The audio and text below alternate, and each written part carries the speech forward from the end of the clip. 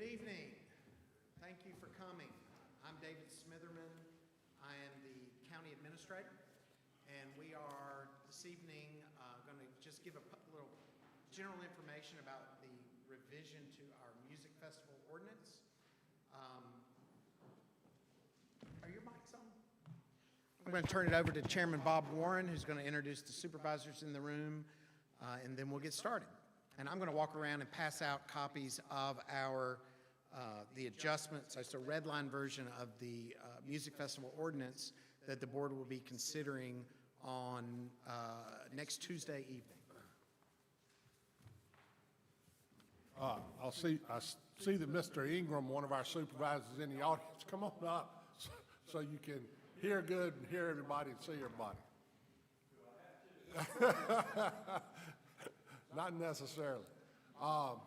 We certainly want to welcome everybody here, especially our citizens that are here tonight. We too, as a board, are interested in hearing all the facts about the possible change in our ordinance, and certainly your concerns about the upcoming events and how they would affect you. That is always very important to us. We're coming into this, hopefully, just like you are, with an open mind to gather information so we can make the best decisions possible after this evening. But once again, thank you for so much for coming out and participating this evening. So I will turn it back over to Mr. Smitherman, and I'm sure Mr. Hunt will be involved as legal counsel for the county also. And I'd also like to recognize that our sheriff is in the audience tonight. Appreciate you being here, Sheriff Taylor. Okay, so we have with us this evening several of the, I'll call them regulatory authorities that will be, that are involved in our review of festivals as proposed.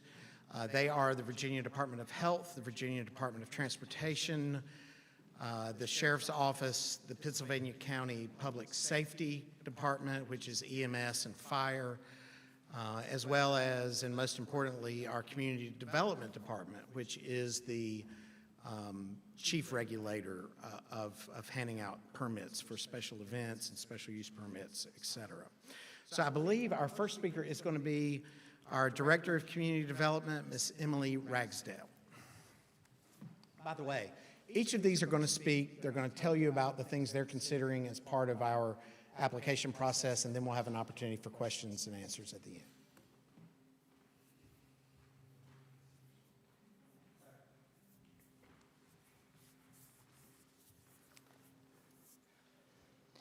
Good evening. I am Emily Ragsdale. I'm the Director of Community Development for Pittsylvania County. And as Mr. Smitherman said, we have kind of we dove head first into updating our ordinance.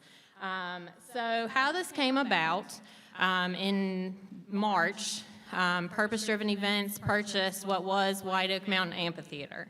They have renamed it to Blue Ridge Amphitheater. So when they acquired the property, we reached out to them, made sure that they were aware of all of the ordinances that would regulate any events that would take place at that amphitheater. At that time, staff started looking at our music festival ordinance because the amphitheater by itself is a use permitted by right under our zoning classification, or their zoning classification of M2.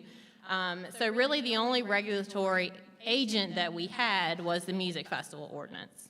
So So the Music Festival Ordinance was originally adopted in Pittsylvania County in the 60s. It was updated in 1973 and then most recently in 1991. So as you can see, it's extremely outdated. There are things that there were agencies listed in the ordinance that no longer regulate those different aspects of the ordinance that it still was claiming they regulate. Some of them are not even in existence anymore. So staff decided that it was time to really take a hard look at this and provide major updates so that we could make sure that we were protecting not only the neighboring properties in the county, but also anyone that attended the events, and the promoter of those events. So, staff did a revision. We did a red line copy, which you have, and we presented to the legislative committee of our Board of Supervisors in April. They had not seen this red line version. Staff had not completed it.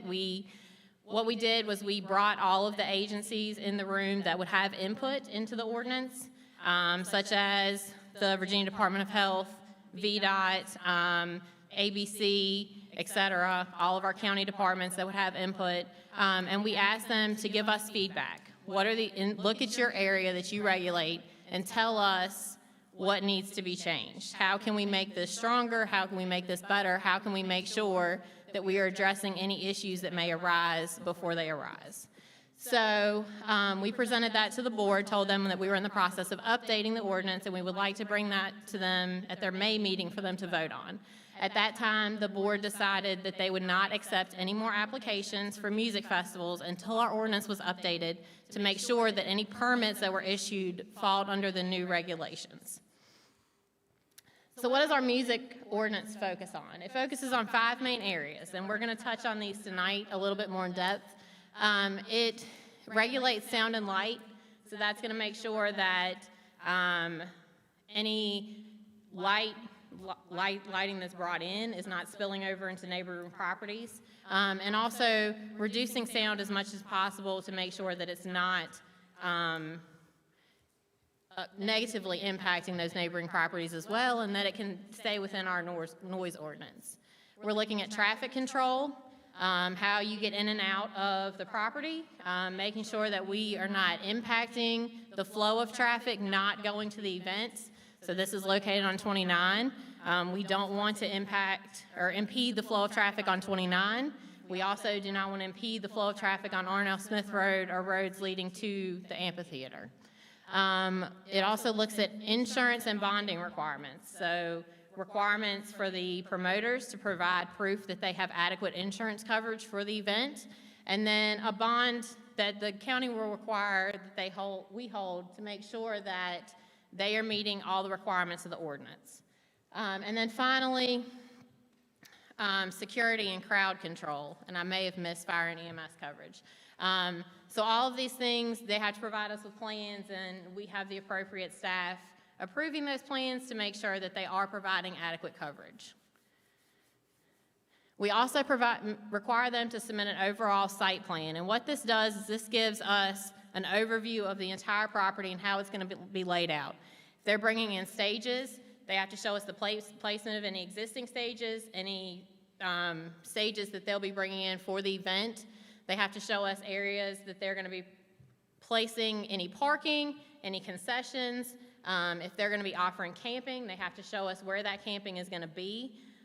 They also have to show us any amenities that are going to be incidental to that camping use. So if they are going to be offering dump stations, or they're going to be offering utility hookups, or any of those things, that will have to be shown on that site plan so that staff can make sure that the site can adequately accommodate all of those things. And then also so that we know moving forward that they've thought about this, they've thought about the placement.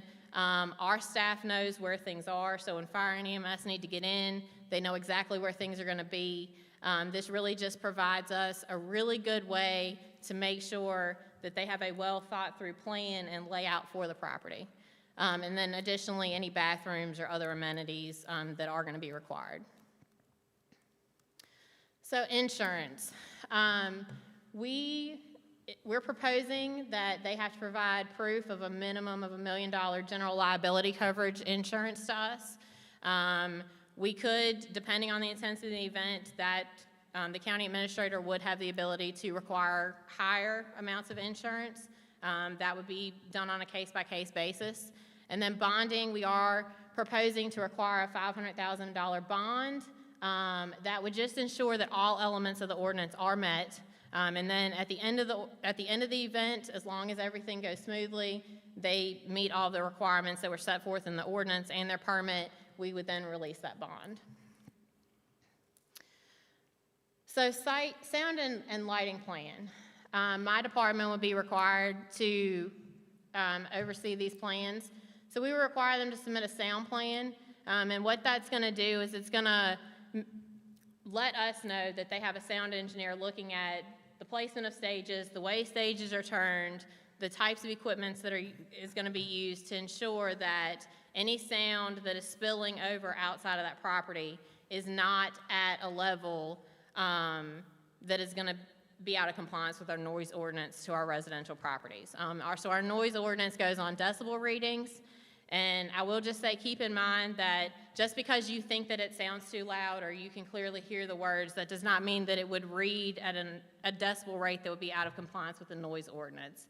And that decibel reading would have to be taken from the actual residential property per our noise ordinance, which I'm sure our sheriff could answer any more questions that you had regarding that. Additionally, a lighting plan kind of looks at the same thing. So any lighting that they bring in, they're going to need to make sure that there's not an abundance of spillover onto neighboring properties, especially any residential properties. So we would look at the lumens that are spilling over to neighboring properties to make sure that that's at an acceptable level before we approved it.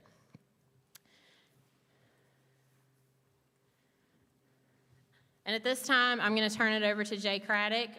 He is the resident engineer, is that correct? Assistant resident engineer for our local VDOT office. Good evening. So from VDOT's perspective, the proposed change to the ordinance would require that the applicant also go through VDOT to get a VDOT land use permit. And this would also involve the submission of a traffic control plan, which would be reviewed by our engineers. And, usually it goes through a couple or three iterations, and we would be working with them and their traffic engineer throughout the process just to ensure that, safe ingress and egress for those attending the event, and also to make sure that traffic's flowing well on the roads leading up to the location. So that would be our involvement, where before we didn't really have we weren't part of it with the old ordinance, but now we will be part of the review process to ensure that everybody stays safe with the traffic control plan. And we'll be working closely as well with the Virginia State Police, who will also be involved in the review process. And that's really all I had, unless there are any questions for me. Well, we'll thank you, Jay, and I do appreciate Virginia Department of Transportation being such a willing partner with us in this and other things. But we'll hold the questions till the end, and we're going to turn it over to Mike Lee, who is the Deputy Director of Public Safety, to talk about considerations from an EMS and fire perspective.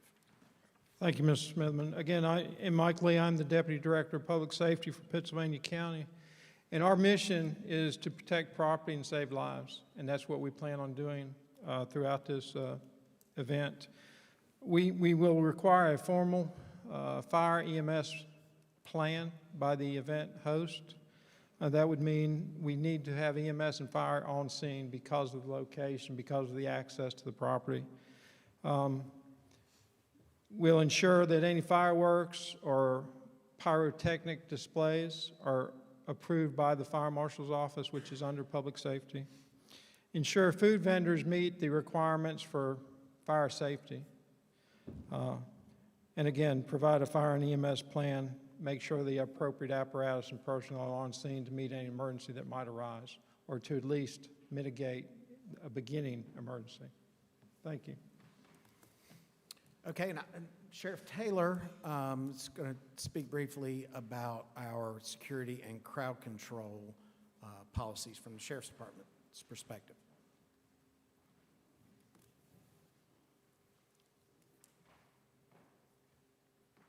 Thank you, Mr. Smithman. Excuse me, my name is Mike Taylor. I'm the sheriff here in the county. And as you can see, our responsibility would be as far as crowd control and the safety of those who attend, and also the safety of the community. And we're aiming to maintain a safe environment. I understand that there is security that the festival folks do have as well, and we've talked about that. If you go to the next slide, Excuse me. So what we've done in our office so far, we've created a planning team within our office to talk about all of these issues, and at some point in time, all of us will be collectively in a room to go over each plan to make sure we're not being redundant or that we've met all of the criteria that we need to meet. We're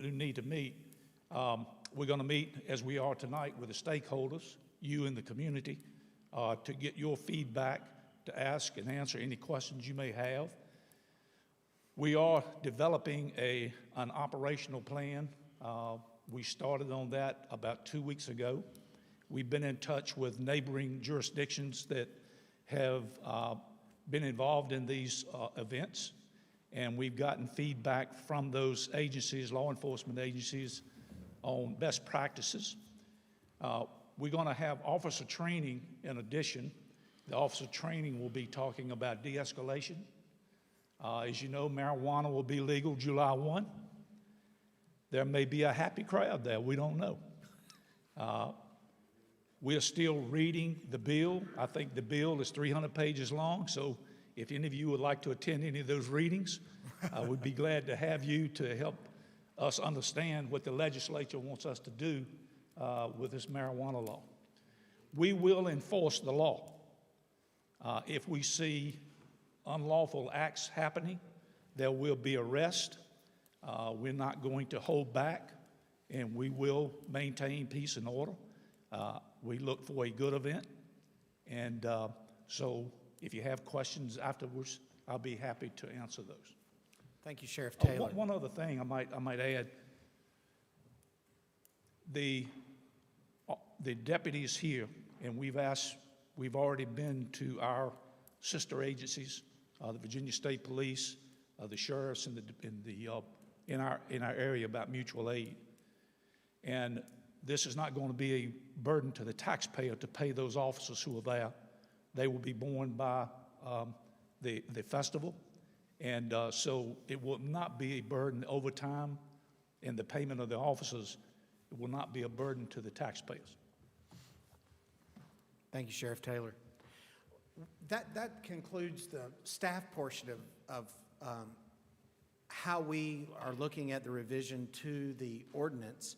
We have been very fortunate to have a lot of people that are giving of their time and expertise to help us prepare for the activation of the Blue Ridge Amphitheater, which is a good thing for our economy and for our tourism and for our community as a general comment.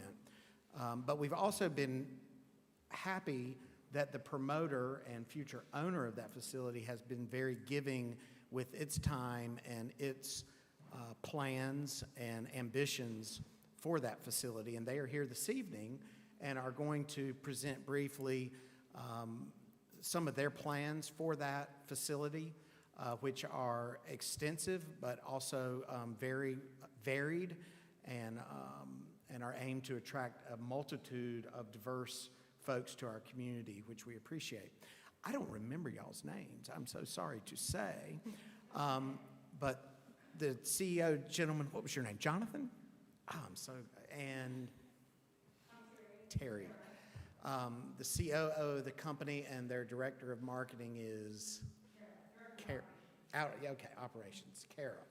So these three folks are with Purpose Driven Events. They're out of Lynchburg, and I'm going to turn the floor over to them, and they have a few slides to share with the crowd.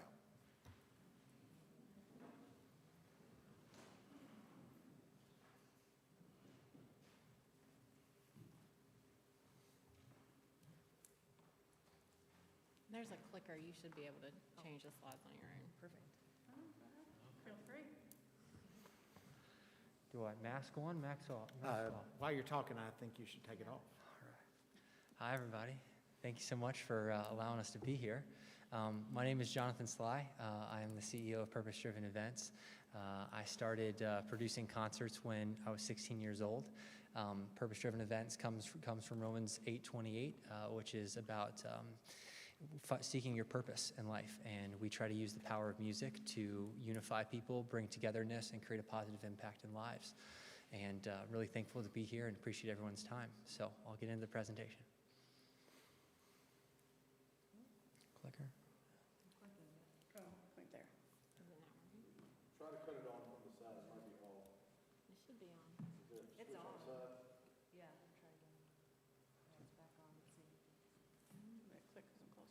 Just tell us when you want us to advance it, we'll do it. There you go. All right, well, obviously that's our new logo. It's not very informative, but there it is. So I just touched on the mission. Basically, when I was a teenager, I was pursuing an athletic career, and I had a bunch of injuries, and so I started looking for the next step in my life, and wanted to use music. I found that 97% of individuals have an affinity to a type of music. So I ended up starting producing events, and my story was first picked up on CNN about a 16-year-old. I come from a small pastor's family in Northern Virginia, and how he's producing a music festival. And since then, it's been over 700 events. And again, the goal is that we want to be able to harness the power of music to bring in unity, togetherness, and to overall inspire people and motivate people for a positive impact that goes far beyond just what music can do. So this is an aerial view essentially of. Can you step up to the microphone, because we also are broadcasting on YouTube and Facebook. Excellent. So this is an aerial photo of what is previously the White Oak Mountain Amphitheater, which we've renamed the Blue Ridge Amphitheater. So you could just see a basic overview. This is the actual main body of the amphitheater portion now that has the existing stage that's on there. And then you can see a rendering of what that'll be like. This is the sort of map that will eventually, that we're going to produce for the county that will actually lay out where everything is. So when they talked about showing that existing map, this is what it's going to look like. Would you like the podium back?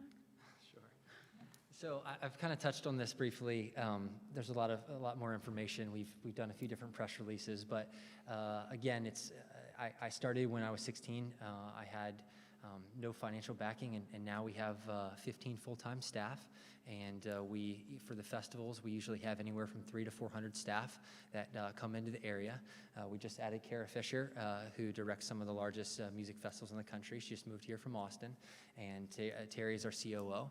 And we have, initially I did a lot of the shows also in the area, been in kind of the Lynchburg area for the past decade.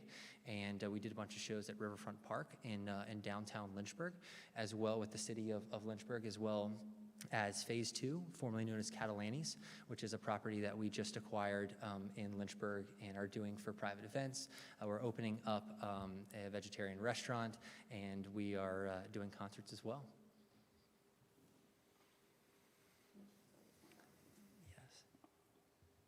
So I don't know if there's any other pieces. I'll absolutely field questions at the end, but we're no stranger to festivals and to events. We do work with everything from sanitation services and companies to security and local law enforcement, all people that have many years of experience, to traffic control planning, sound, lights, audio, public safety, fire, and EMS. We activate companies and organizations all on a local level as well as a national level, depending on the size and scale of any given event. Our proposed events for 2021 is the Great American Mud Bog, which would be the second half of Thursday, August 12th through Saturday, August 14th. And then Worship at the Mountain, a Christian music festival on September 4th and 5th. Blue Ridge Rock Festival, September 9th to 12th. Blue Ridge Country Festival, October 1st and 3rd to the 3rd. And Blue Ridge Barbecue and Bourbon, October 8th to the 9th. The goal is to overall be able to offer something to the community across a wide variety of genres, ages, and demographics. It's a bit tricky because we were very uncertain if we were going to be able to do any events this year due to COVID-19. But we would like to still be able to offer a diverse range of events here for the amphitheater in our opening year. Do you want to talk about this one? Sure. I mean, this just talks a little bit about why Pittsylvania County, but our flagship event, which is our largest event that we produce, is the Blue Ridge Rock Festival, and that started in Concord, Virginia.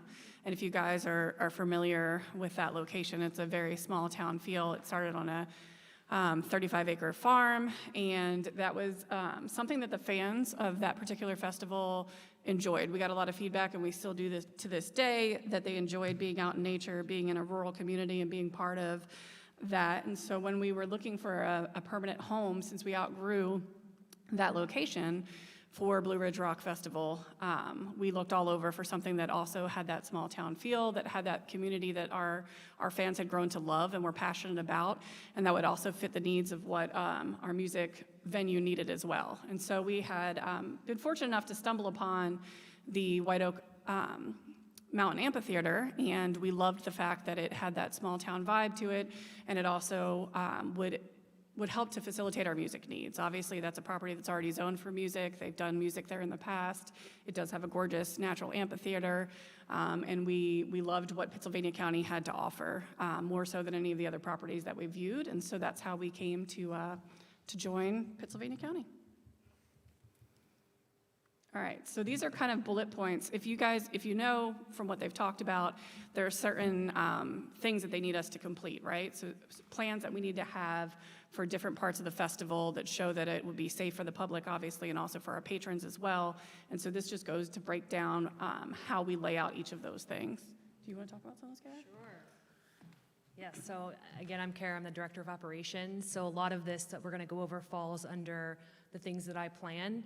And as Jonathan mentioned, I've been a part of a group who has done some of the largest festivals in the country, so I have some extensive experience.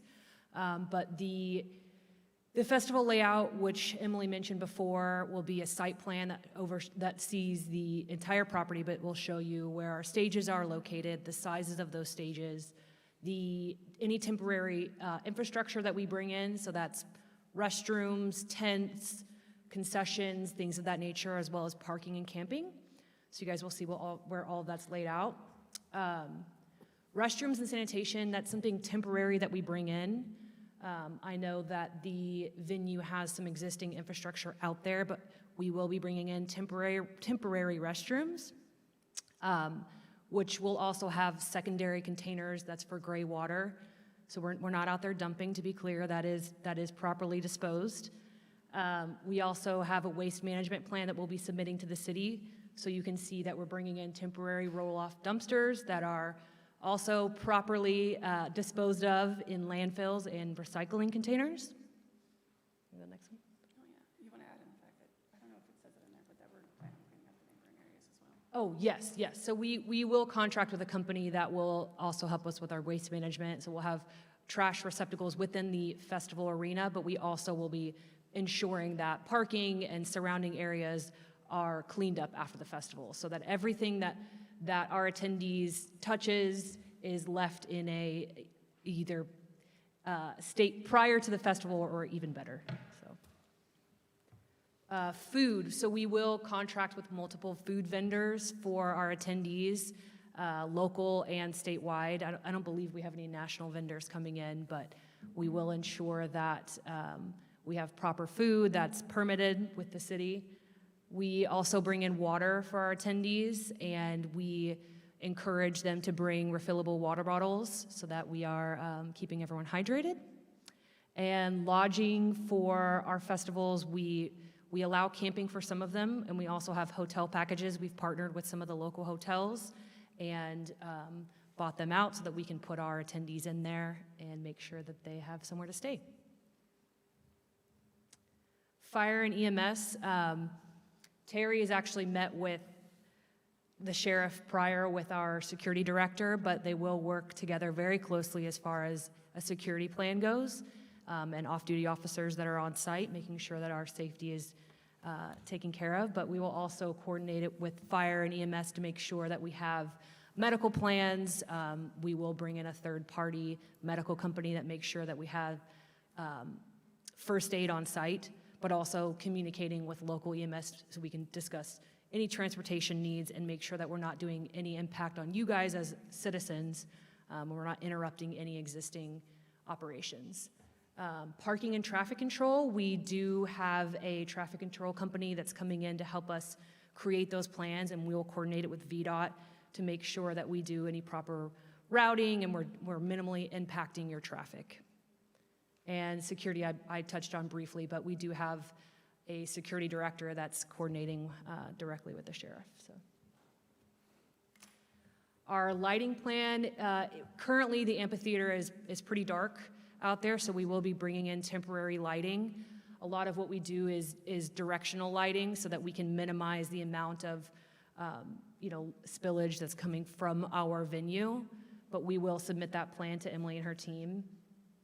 Same thing with the noise plan. We actually met recently with our audio company on site so we could discuss where the stages would be laid, which makes the most sense. We also have directional speakers, which is a new technology that can show us exactly how far that sound can carry, as far as 180 degrees or, however that works, but it is directional speakers, so it's very new wave technology, but it works pretty well.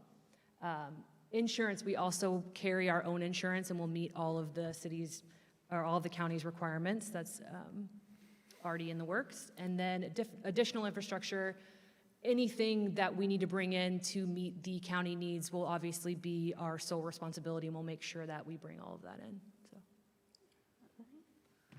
So just a couple notes. As the sheriff mentioned earlier, obviously the security that we bring in, both private and off-duty officers, will be something that purpose-driven events pays the bill for, so that doesn't fall back on the taxpayers in the community.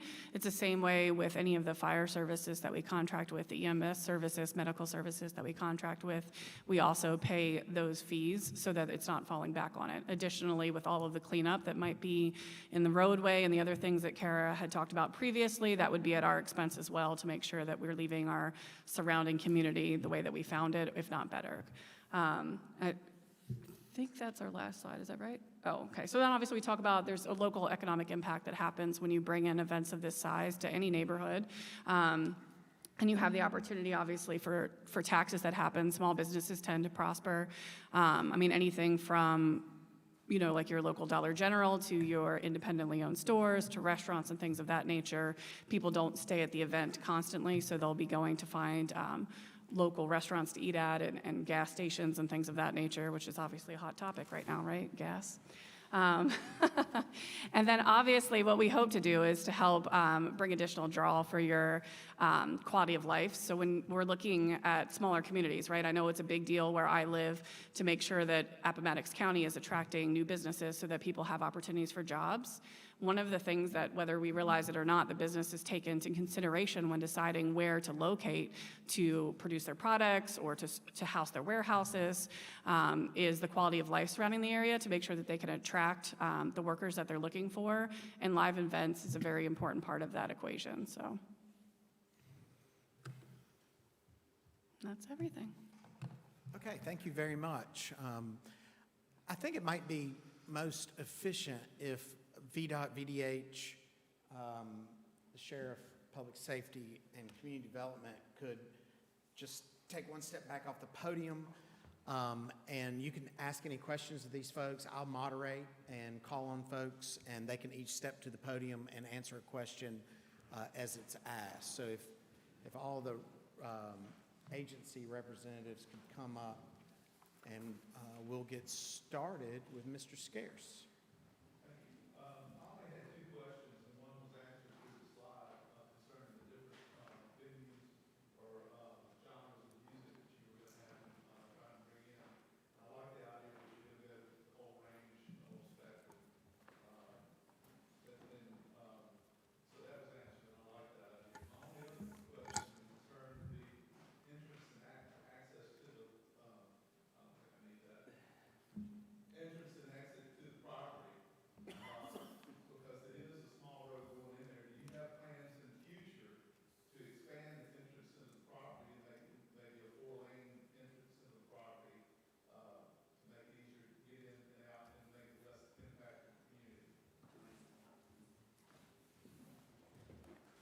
All right, obviously, since we're recording, I'll step up to the microphone to answer the question.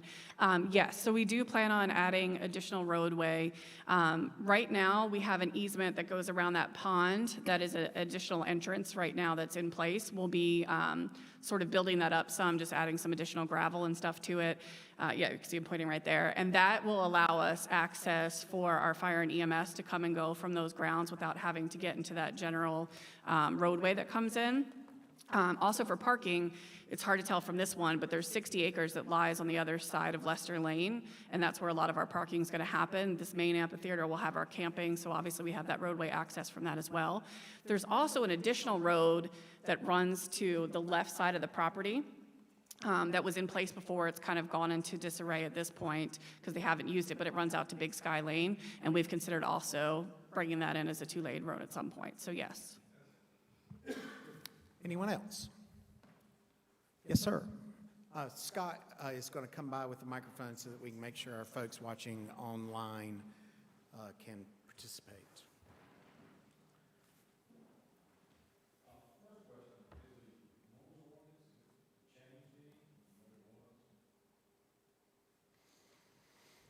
It has not. It is the same as it was.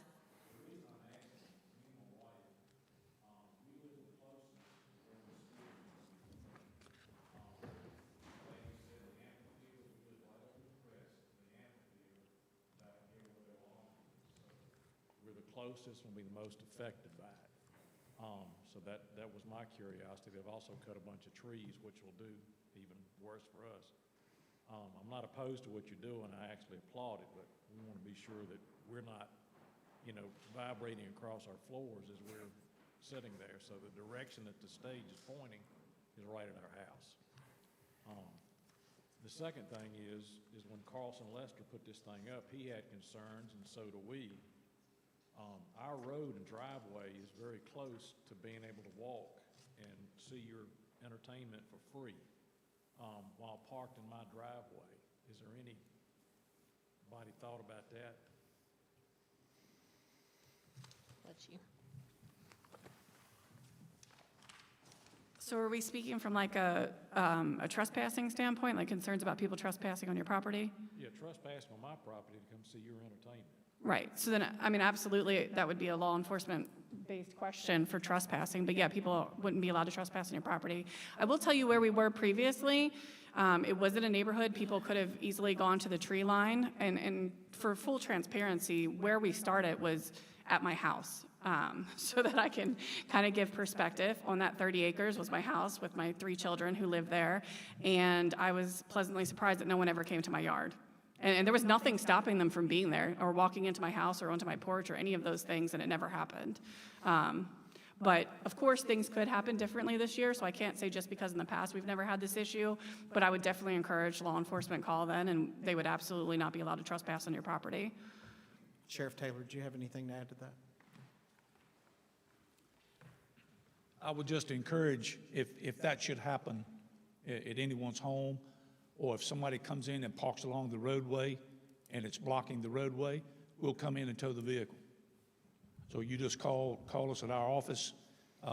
We've been talking a little bit about establishing a phone line right into our command post at the site so that dispatch won't be inundated with a lot of phone calls, because I'm sure we're going to be getting them. Seeing people walking across the yards and things like that. So those officers that are on duty, not maybe with inside the event, but those officers who are on the road working, they will respond, but we can hopefully just dispatch them from our command center when those calls come in. And I'm glad the sheriff brought that up. He does have a mobile command center that will basically act like a sheriff's office on site. And I think there's even discussion about mobile or virtual arraignment. So the Sheriff's Department is very much out in front of all these issues right now. Other comment? Yes, I just want to add a couple more things. Do you know on the map roughly, I'm just trying to frame where exactly are you, so you're off the road that eventually makes a left into the main amphitheater section, sir? I just wanted to clarify. If you walk straight from your amphitheater, straight up the hill. Yes, sir. You just crest the hill and there's our house. Okay. Understood. Because what I was thinking about, one of the things that we will be reaching out, just to be clear, as we're working through this process, working with all the different local neighbors, so on a variety of levels, because I've done this many times. So that would be everything from free tickets to actually having conversations about how we can personally assist you. I know one thing on the road, it's at Lester Lane, right, that comes off. So on Lester Lane, there are a lot of homes there, and one of the things that we've seen very common is that people that are close by, they sell parking on their yards. I'm not telling you to do that, but we've had people that have made tens of thousands of dollars in a single weekend just from parking in that space. So we're saying, Yes. Understood. May be a problem. Understood. Yeah, we live, You wanna- I can't see the map here, but we live at the end of Hither Lane, but Okay. Junior Oaks Road, actually the right of way comes through and goes overlooking your amphitheater. Is that, okay, they took us up there one time on an ATV. Okay. Well, we would love to talk and see what we can do to square things away.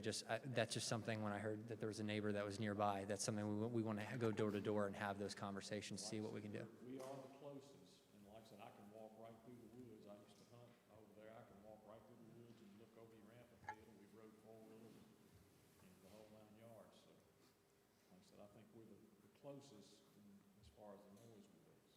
Okay. Was there another question, anything else that you needed answered? Before you hand the mic back, could you share your name, please, sir? Last name again? Gwill, Excellent. Thank you. Thank you very much. I'm coming to your house for the. I did have one thing to add for you, Mitch. I'm sure. And I'm sorry, I mentioned Mr. Scares. Thank you, Mr. Gwill. If you could just state your name before your question. Thank you. Yes, my name is Kenny Rohr. Did everybody hear me? Can you hear me? I want to make sure. Okay. Mr. Sly, I have a question. Your CEO, Terry, mentioned quality of life twice in her presentation. We've lived in our house in the neighborhood next to Carson Lester Lane for 24 years. Do you think anybody will want to buy our house and affect our property values when they find out we live so close to a rock festival site? How is that improving the quality of our life? And are you willing to make up the difference in value of our houses before and after this event, if you continue this? How would you handle that? How would you make up that difference? I would like to know how that improves the quality of our life. Sure. I think there's a good chance that the housing value actually would rise, just from the standpoint of how much, I mean, typically what you see when you're near different baseball stadiums or arenas or different concert venues, those become more popular attractions because you're there in close proximity to something of entertainment. I also asked Terry this at the meeting last week. I don't really think I need a microphone, but if I know how to project my voice, I taught school. Sir, we have people online that are trying to listen to. Thank you. Will there be drugs at this festival? I'm not amused at Governor Northam. He's not a paragon of virtue as far as I'm concerned. Relating to weed, I don't find it amusing at all. It's a certain attitude. And I personally could not vote for anyone who supports an event where drugs are going to occur. And will it only be weed? I know you mentioned, pot, weed, cannabis. But how can you guarantee there won't be meth, cocaine, other, a buffet of drugs at a place like this? Even if you're holding a gospel concert, for this, how does that cancel out a rock festival where I've been told that it's highly likely that drugs will be there? How do you justify that? So so a few things. So first, what we do is we obviously are working with our local authorities. We search all the vehicles when they arrive on site. We also do full pat downs and metal detectors when people are entering the facility. So when we last did the festival in 2019, the Rock Festival, we had under 10 arrests, and I think only 1 or 2 were drug related. And so we work with overall between our security guards, which are all DSJ certified, as well as the local authorities. We have usually for a rock festival, we have over 100 guards, depending on what it is, maybe 150, 200, depends on what the size of the event is, to be looking out for these situations. And we do pat everyone down thoroughly. We are examining all the vehicles, so everyone in the campground even will be under a certain protocol where there are armed security guards that are going through, monitoring and examining all the vehicles thoroughly before they enter into the property, because we have a zero tolerance policy for drug use. So you would drive the money change from the temple, right? What? I'm sorry, I couldn't hear you. That's all right. It's biblical reference. I'm sure it's. I couldn't hear you. In addition, any bags that people bring on site have to be clear, and those are subject to search as well, so that's an additional way that we look at it. And obviously, I'm not a realtor, so I can't talk to housing trends and things of that nature, but I will tell you that surrounding the vineyard where this was originally hosted, those property values have continued to climb and haven't seen any sort of decline because of the events that have been thrown there. Anyone else? If you could state your name. I'm Kathy Nixon. I have a question. With the number of 35,000 people proposed to come in and out, just the road integrity of R&L, I know we talked about right there at the venue, but from 29 down through the Mountain View community, there are going to be homes that have a lot of traffic. There's no traffic light coming off that highway, and I know that traffic will be going in and out of there. I also know you said there were 60% of your population are camping, so I think that would be kind of hard to search campers coming in. But I know that in a meeting we had with Terry last week, she had mentioned that those campers would not be allowed to come on and off premises. So I don't know how that matches up with the economic benefits of this. There's a lot of facts that just don't match up in the story and the presentation given. I want to address the economic benefit of what happens inside the grounds. First of all of the food that is sold will be taxed and collected by the Commissioner of the Revenue. So there will be a food tax levied and collected inside the site. There's also the option of a transient occupancy tax, which also can be assessed to each camper. So there are various revenue options that the county can pursue within the property, much less outside with gas and the other 40% that may be transient traffic.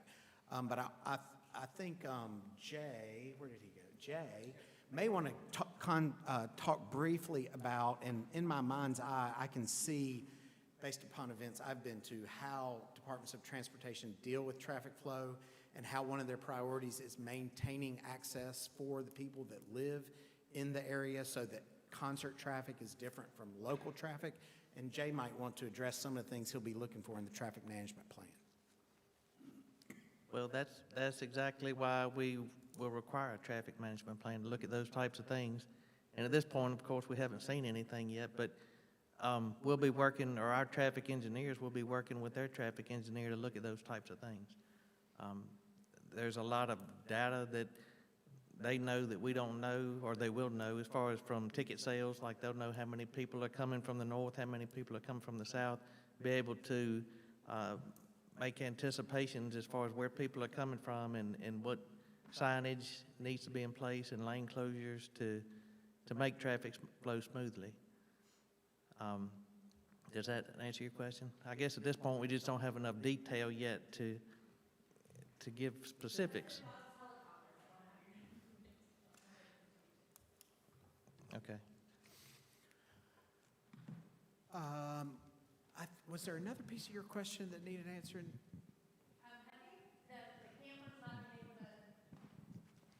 The campers that we were told were not going to be able to leave the premises. So if you're camping in that 60%, that you're not able to leave there. I think in our neighborhood, being right there in Mountain View, we are worried about people being there for extended periods of time. This isn't just a concert coming in for a couple of hours in a day.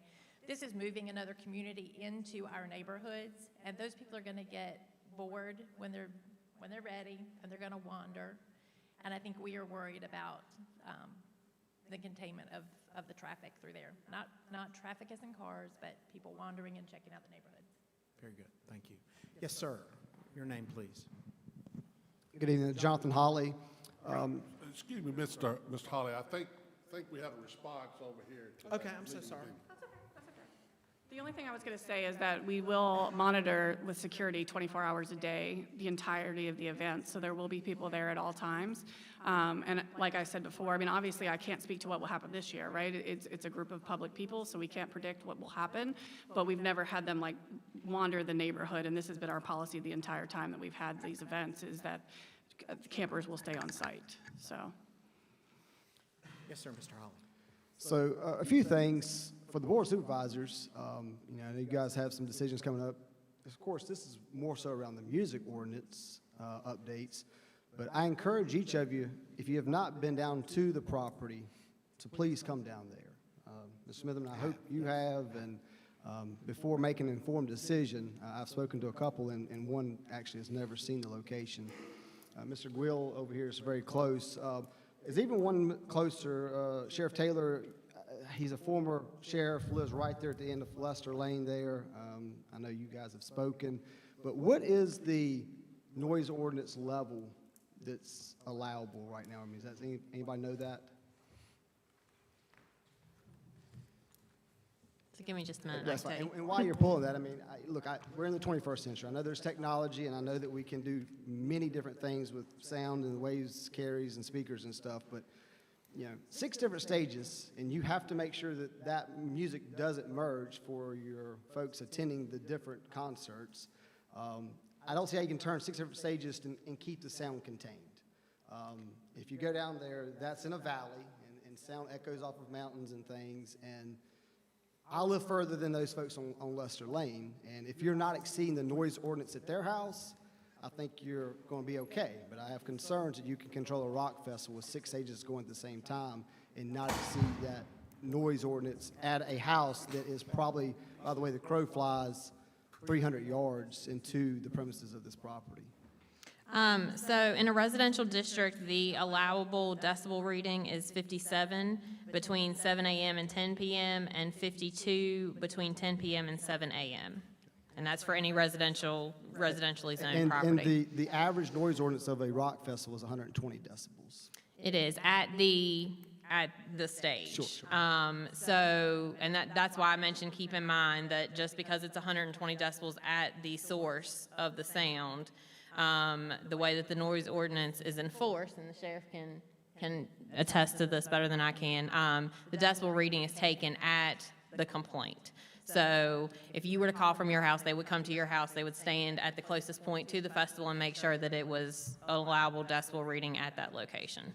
Thank you. The other thing, too, is, as we've already addressed, ingress and egress. Lester Lane is a 17-foot, I was in Lynchburg today meeting with a client that had heard word of this. He's like, yeah, I hear it's down some gravel road out in the country there. But Lester Lane, ingress and egress, Walnut Creek Amphitheater around Raleigh has multiple access points, multiple parking locations spread around the whole facility. And this is a facility that has one concert, one event. You're talking about potentially 30 to 35,000 and potentially 60% of those being campers. I don't know. I'm not EMS. I'm sure you guys are hopefully doing your feasibility studies and considering the concerns of that. If there were some major catastrophe, train jumped the tracks, caught fire, how would you ever evacuate 30 to 35,000 people quickly and safely on one public road? There are some farm roads through there, but those at this point right now are not accessible or drivable by an ambulance standard or any other EMS services. I'm going to jump in and take this one because I mentioned before I did Lollapalooza. It's 120,000 people in the middle of downtown Chicago, and we have had to evacuate before, so I do have quite a bit of expertise there as well. Any event I do, we create an emergency plan, and every department involved is aware of that plan, and it also includes how we communicate to our attendees. So all of that will be provided, and they can sign off beforehand. But like I mentioned before, we actually are bringing in a third-party emergency services company so that if something does happen, we're not impacting you as a community. We're not taking those resources away from, if your neighbor down the street, heaven forbid, had something happen to them, we aren't taking that ambulance from them. We have our own plan in place. So I just want to make sure that's clear before I keep going. Is there anything you wanted to mention? Okay, great. And your other question was about ingress and egress. So we do bring in an engineer of our own who will coordinate with VDOT, and they actually do traffic plans together. So they'll map out how we do our parking, how we bring people in to pre-screen them, as we mentioned before, the vehicles, how that's staged so we get people off of the road as quickly as possible. And that will be approved. And like I said, they'll work with VDOT to make sure that that's mapped out properly. The next question that I have, and I'm not sure who, but I mean, of course, this again is about the music festival ordinance and concern, but ideally, we're speaking a lot to what you guys are planning to do. In your signature event being the Rock Festival, camping from Wednesday through Monday, right? Yeah, it's on your website. They're actually leaving Monday morning. Huh?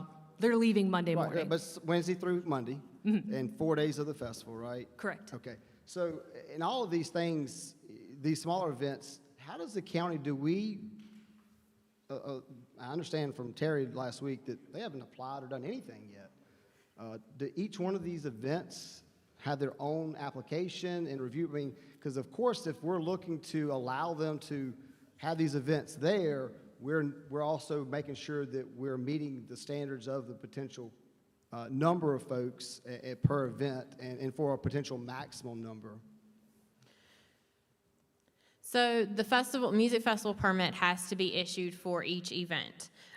So they can apply if they have multiple events that are going to be around the same size. All of their plans will be the same for those events. They could put those on one application. However, they do have to list each individual event and give us all the specifics. And we would approve those plans, and then those plans would be used for those events. If the plans change at all, those plans have to be approved, and that would have to be a separate application. But each event would have to be permitted by the board. We would have to sign off that we have received all those plans for the event and that all of them have been approved. Does that answer? To clarify for people who weren't at the event, as Emily explained last time, we are unable to submit anything as far as we can't submit our packet until they've revised this ordinance, and that's why we've already been working on these steps, but we can't submit it until they've opened that application up for us. Other questions?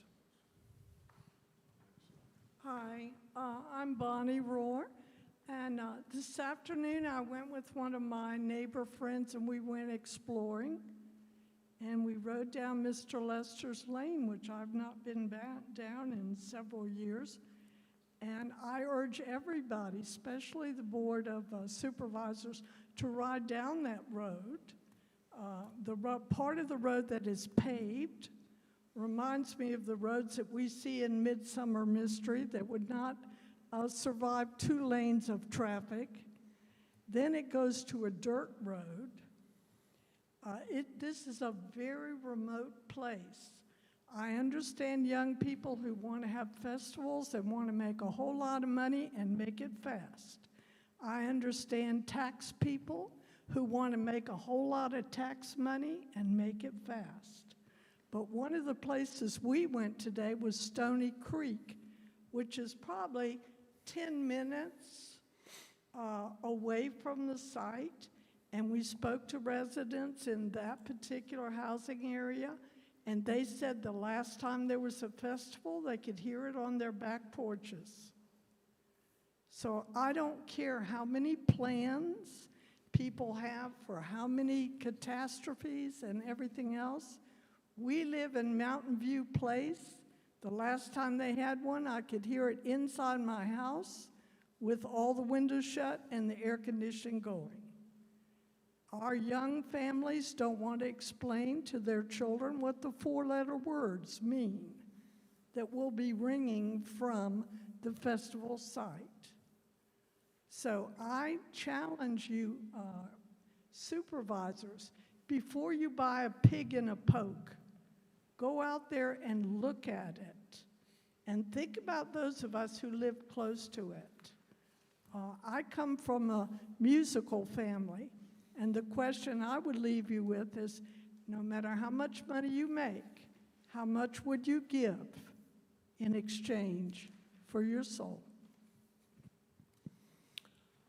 Other questions? Yes, sir.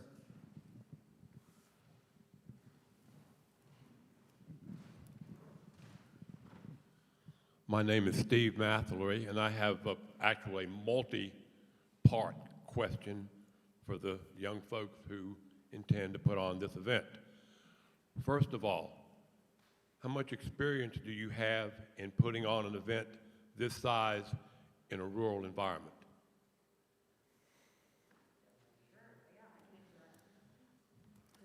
So I've been producing events for 10 years. I know I look young, but I've been in the game for a long time.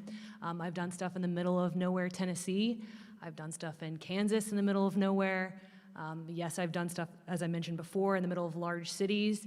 Each location comes with its unique environment that you have to plan around.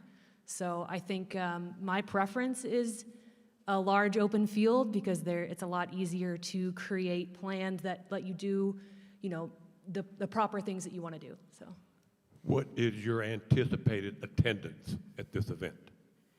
each event varies. So of the 5, they're scalable. Let me go back. Give me your best guess.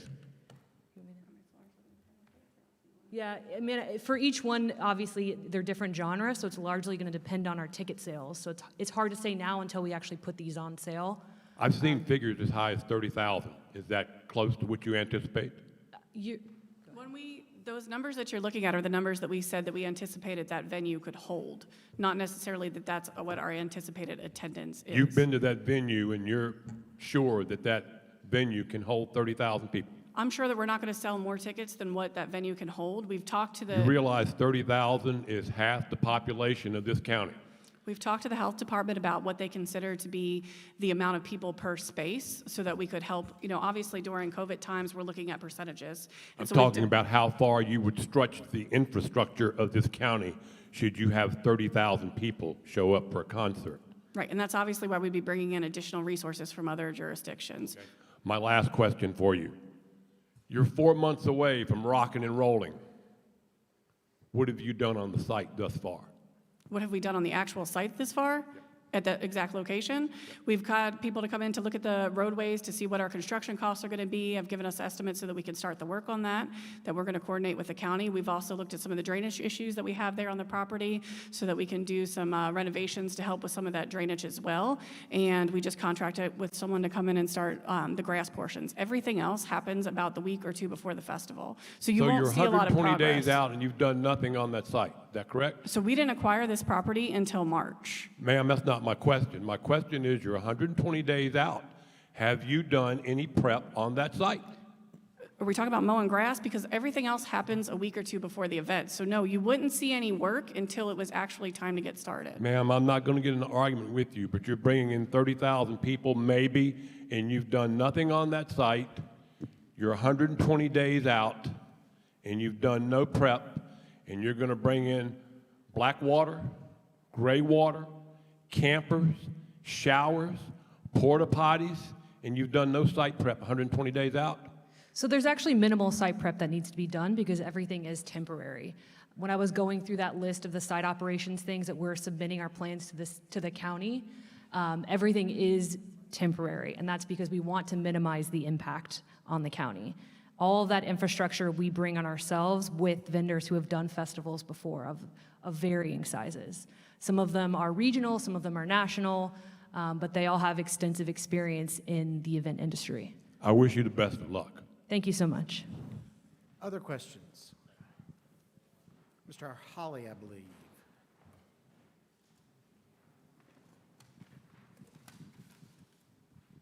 Just, of course, we see now that 5 slated for this year. I mean, what are you anticipating that you would like to hold per year as far as number of events?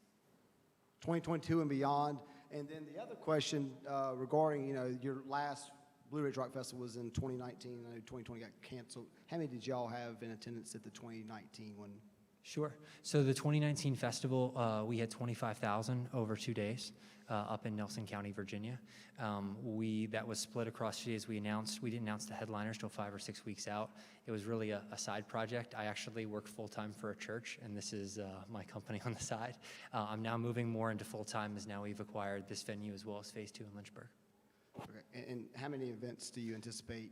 We're looking. If you're acquiring a property, Terry, you spoke to your property around. Y'all were there for 2 years, and then we went to Amherst, and then to Nelson. You guys are looking to buy this, so it's not going to be a lease thing that you're going to be here a year or 2, outgrow it, and move on somewhere else. So when you put that kind of investment, I understand you're going to make money to pay for that return on investment. So how many events do you anticipate that you'd like to have over a given year? Great question. So I'm not 100% certain. I want to see a little bit about how the response is, and that covers all things. So ticket sales, the feedback from the county, safety, traffic, all those different pieces is why this year is, we're feeling it out. We're doing just 5 events. In terms of 2022 and beyond, we've looked at doing, in terms of additional events, we've looked at just doing standard concerts, whether it be something from Andrea Bocelli to Kirk Franklin to a mixture to Toby Keith or Darius Rucker. We've looked at just doing some standard concerts potentially beyond this, but as of right now, we're looking focused solely on 2021 because this is our first time being here at this space, first time being in Pittsylvania County, and I want to be able to see exactly how everything clicks and how it goes, make sure it's smooth before we're making long-term commitments for 2022. I would say, though, that if we're able to find a middle ground and ease concerns and find a solution that works for everyone, we do have long-term plans. We would like to be able to work with the county where we're doing 4 or 5 weekend festivals this year, as well as doing other concerts and bringing in names like a Luke Bryan or something that typically would not be able to come to this area and didn't have a venue suitable for him, but could come to this space. And so that's why we're looking to do a wide variety, and we're excited to be able to, as Danville continues to grow, one of the reasons why I chose the location is because it's in such close proximity to other feeder markets, such as Greensboro, Lynchburg, Charlottesville, Richmond, and then of course Raleigh and Charlotte. They're all within kind of a 2.5 hour radius. Thank you. Yes, ma'am. Kathy Nixon again. I'm just looking at your ordinance review, and I guess, Emily, this one might be for you. In number 1, it says, no person, firm, corporation, or partnership shall stage, promote, or conduct any musical or entertainment festival in the county until their permit has been provided. We know that sales are out there on the web already. We know that it is being promoted across the website. So I feel like even with the new proposal, we're already kind of breaking the rules a little bit. Assuming that should get voted on and passed on the 19th, best case scenario, 90 days out from that point, counting weekends and holidays, is 8/16, which exceeds the date. It's beyond the first date that's up there on the screen. If even that is approved the following board meeting, which I guess is a month later, then it runs into the second event. So what is the plan from here, being that what is proposed here doesn't allow enough time, it seems, for the first 2 events? So they are in the process of working on all of these plans currently. So normally, they would apply to us, work on these plans. Once we receive their application, they would start sitting down with staff. They've kind of been doing that already.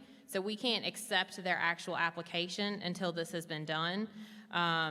But they are in the process of getting everything to staff, developed so that we can approve it, so that their permit could be approved or denied, heard by the board, in enough time for them to have the event. So we are cutting it close. However, we did not want to allow them to submit permit applications with our old ordinance in place. We did not feel like that protected the neighboring property owners. It did not protect the county. It did not protect them as the promoters, and it obviously would not protect the people at the event either. So we made that decision as the Board of Supervisors actually made the decision not to accept any more permits applications. So we are cutting it extremely close. However, since they have been doing all this legwork prior to submitting their application, they should still be able to get approval in the time that they would need to have their events.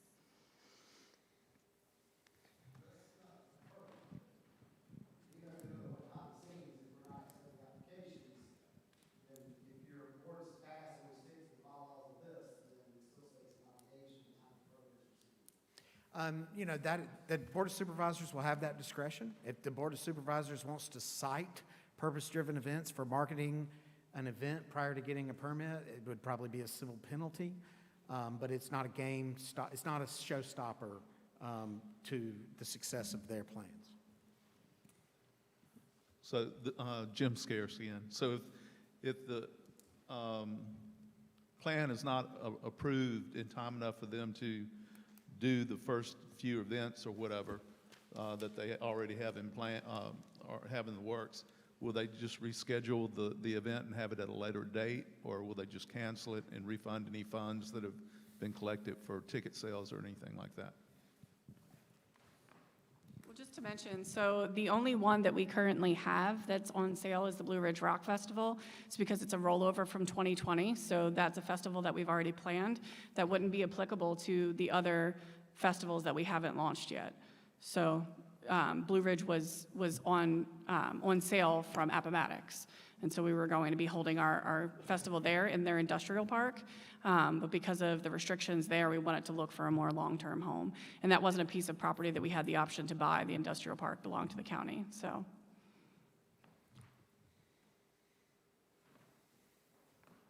Any other questions or comments? So this document will be heard before the Board of Supervisors in a formal public hearing setting on Tuesday night at 7 o'clock in this room. Is it 3 or 5 minutes, Baden, for speakers? It's 3 minutes for individuals. So each individual will have 3 minutes to address the board on the proposed ordinance. The ordinance itself will be the only thing considered Tuesday night. Permits or events related to purpose-driven events will be a separate matter that they will be eligible to apply for and be heard before the Board of Supervisors subsequent to adoption of the Music Festival ordinance. So those are our next steps. Any final comments from, I'll just turn it over to Chairman Warren and the 4 board members that are present. And I appreciate so much everyone being here to answer the questions of our citizens. Thank you so much. I'll start with Mr. Ingram first. You got any comments, Mr. Ingram? Well, I see that there's a lot of work that's gone into this, and I truly appreciate that, Emily, and everyone else. And good comments from the audience here, and I think some good responses. So you're giving us something to think about, and appreciate you being here. Mr. Davis. I do, as a musician, I do like the thought of music, and I do like Andre Bocelli. My wife likes him. She would love to see him live, and I do like venues and events that bring opportunity to Pittsylvania County and to look at the bigger picture, because truly a lot of our youth are very limited in the access of things that they get to do, and I'm quite confident that we have the proper personnel in place at this particular time in Pittsylvania County to accommodate all the legal issues, all the things that were presented tonight. I'm thankful for those that came out tonight and expressed their opinions. My question and my thoughts this moment are that I'm still mixed on it. I see both sides, but I do feel that whatever we decide going forward into the future would be for the betterment of Pittsylvania County, as well as hopefully to draw more industry, not only industry, but employees to work in industries that we got plenty of jobs for. So I do want to thank those that have had the opportunity to show up tonight and voice their opinions. Thank you, Mr. Davis. Mr. Scares. Mr. Chairman, I just wanted to make sure Mr. Holly knew that I have been out to the property and I have a lot of the same concerns that you mentioned tonight, as well as all the other negative comments.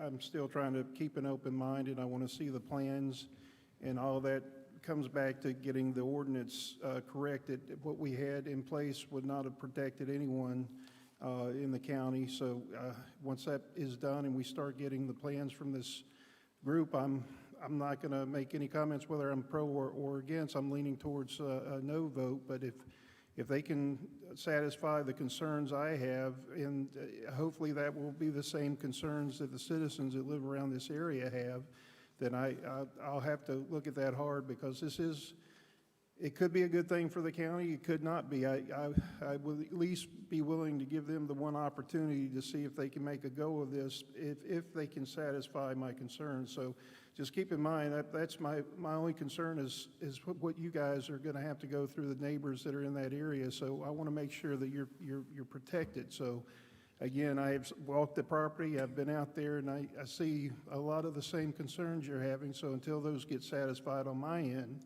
it's not going to happen. So for my vote anyway. Thank you, sir. Thank you, Mr. Scares.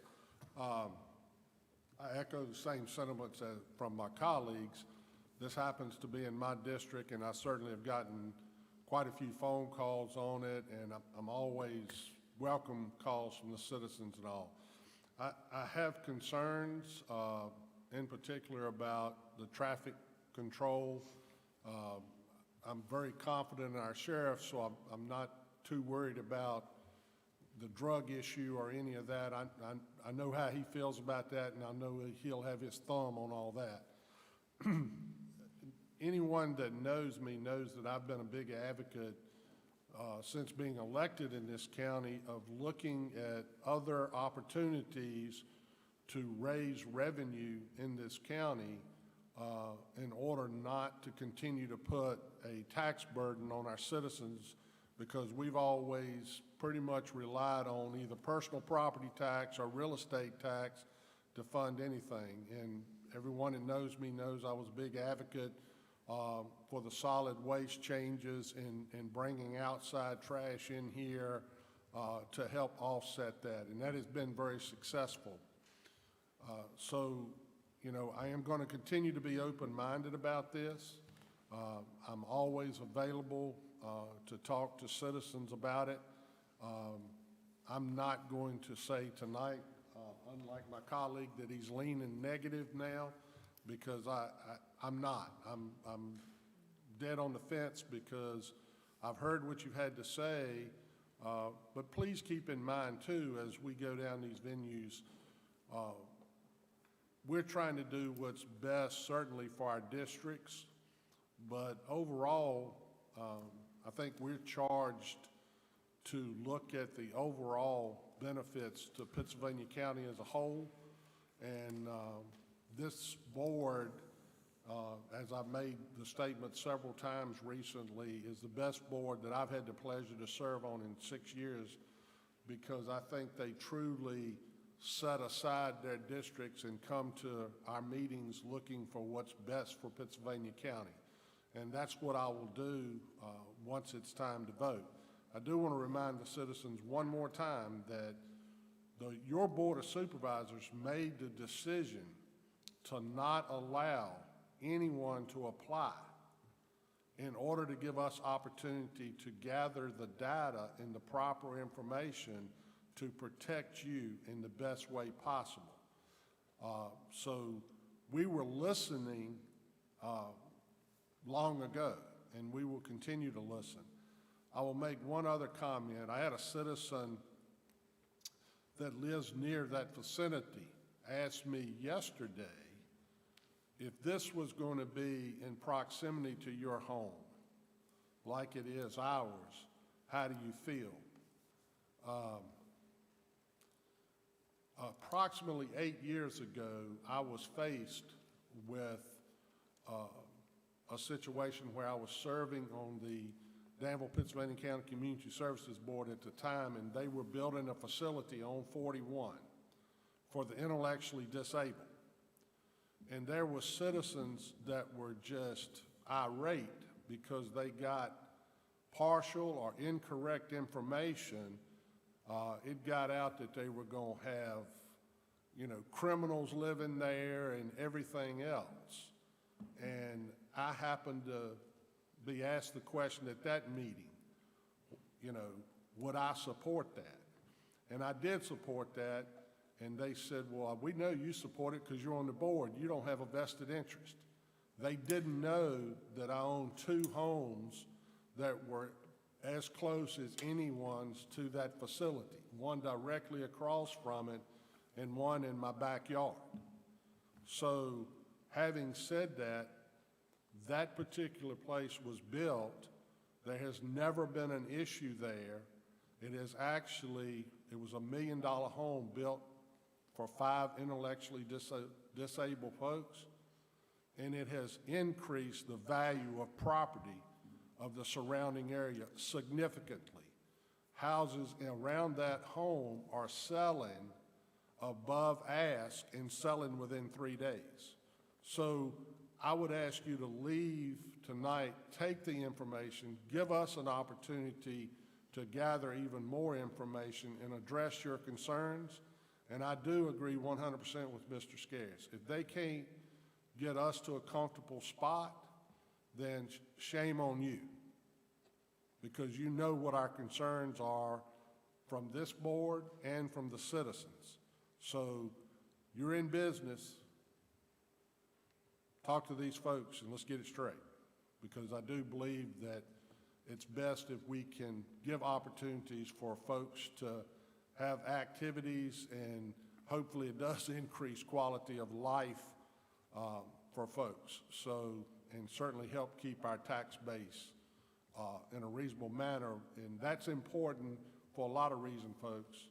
It helps draw economic development here too. So I don't want to continue to put tax burdens as it's just like this sales tax for the school system comes up. It makes a lot of sense to me to have outside folks stopping and buying their chicken and their McDonald's hamburgers and all and helping us pay for our school system. So versus we're going to have the expense, so do you want to pay for that, or do you want to raise your taxes so you can pay for these school infrastructure? So I kind of got on my soapbox a little bit about that. But I do really appreciate you all coming out. And once again, I know every man on this board, we had some, this meeting came up fairly quickly, so some of our supervisors already had obligations and church commitments. So I want to thank the ones that could be here tonight for being here, and I especially want to thank our citizens for turning out. We do hear what you're saying. Thank you. Thank you for coming.